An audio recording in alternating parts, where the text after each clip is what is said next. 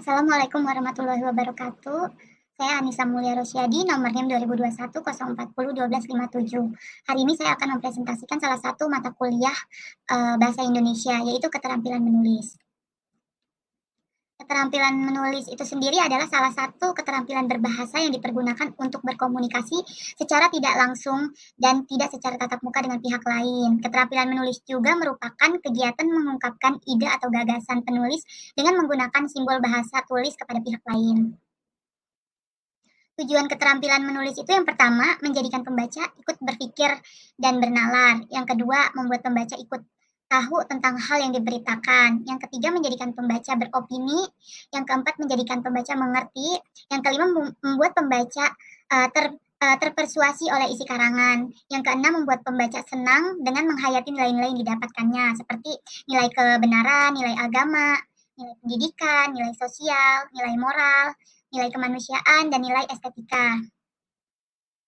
Manfaat keterampilan menulis menurut Muhammad Yusuf dan Suparno, yang pertama itu meningkatkan kecerdasan, yang kedua mengembangkan daya inisiatif dan kreativitas, yang ketiga menumbuhkan keberanian, yang keempat mendorong kemauan dan kemampuan mengumpulkan informasi.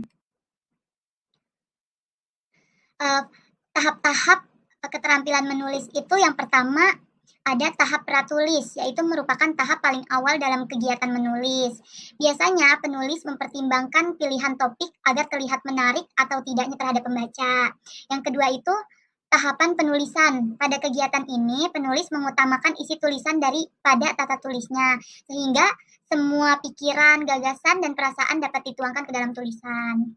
Yang ketiga itu tahap revisi, yaitu memperbaiki isi dari hasil menulis untuk menyempurnakan draft yang telah diselesaikan agar tulisan tetap fokus pada tujuannya.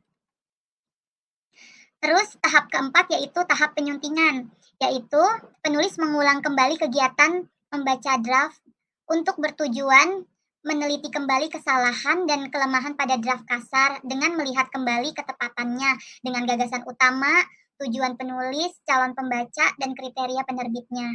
Nah, yang kelima itu tahap publikasi, yaitu merupakan tahap paling akhir dalam proses menulis yang bertujuan untuk mempublikasi tulisannya melalui berbagai kemungkinan, misalnya mengirim pada penerbit, redaksi majalah, dan sebagainya. Atau dapat pula dengan berbagi tulisan dengan pembaca lainnya. Faktor penghambat karangan menulis menurut Trigan, yang pertama itu sikap sebagian besar masyarakat terhadap bahasa Indonesia belum menggembirakan. Mereka tidak merasa malu bila memakai bahasa Indonesia secara salah. Yang kedua itu kesibukan guru bahasa Indonesia di luar jam kerjanya menyebabkan mereka tidak sempat lagi memikirkan bagaimana cara melaksanakan mengarang yang menarik dan efektif. Terus yang ketiga itu sebagai akibat dari poin 2, maka metode atau teknik pengajaran mengarang kurang bervariasi, serta mungkin sekali hasil karangan siswa yang ada pun tidak sempat dikoreksi. Atau yang terakhir, bagi siswa sendiri, pengajaran mengarang dirasa sebagai beban belaka dan kurang menarik. Mungkin itu yang dapat saya sampaikan, kurang lebihnya mohon maaf. Terima kasih atas perhatiannya. Wabillahi taufiq walhidayah. Wassalamualaikum warahmatullahi wabarakatuh. Terima kasih.